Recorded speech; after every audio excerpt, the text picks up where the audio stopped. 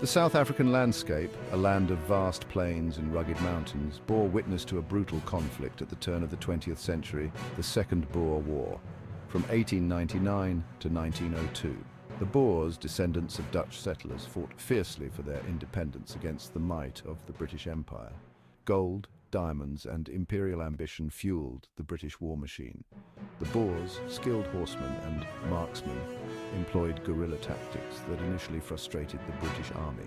However, the tide began to turn as the British, under Lord Kitchener, implemented a scorched earth policy. Farms were razed, livestock confiscated or slaughtered, and crops destroyed. This brutal tactic aimed to cripple the Boers' ability to sustain their guerrilla warfare. Families were left homeless, their livelihoods destroyed. Faced with an increasingly desperate and scattered Boer population, the British embarked on a controversial strategy: the establishment of concentration camps. These camps, initially intended to house families left destitute by the scorched earth policy, soon became overcrowded and rife with disease.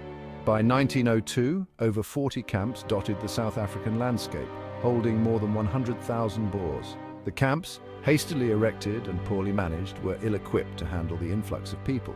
Sanitation was rudimentary, leading to outbreaks of typhoid, measles, and dysentery.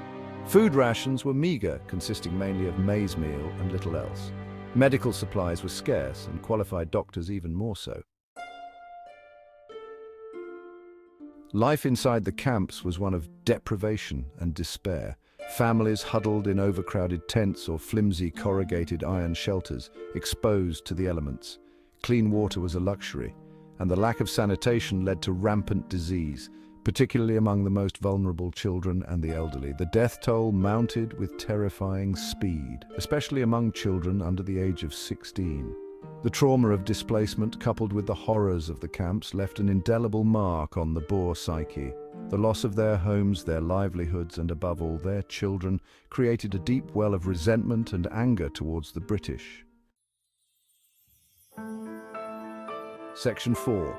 A nation scarred, the devastating toll on the Boers. The impact of the concentration camps on the Boer population was, well, profound and long-lasting. The official death toll, though disputed, stands at over 26,000 Boers, the majority of whom were children. The camps became a symbol of British brutality and callousness. The psychological scars ran deep, with survivors carrying the trauma of their experiences for generations.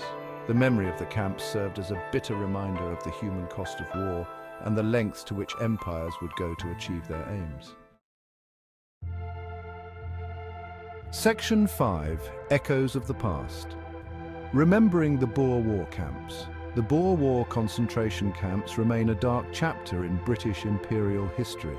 They stand as a chilling precursor to the horrors of the 20th century, a stark reminder of the human cost of conflict and the enduring legacy of war. Though the war ended in 1902, the scars of the concentration camps, both physical and psychological, continued to shape the lives of the Boers and the future of South Africa.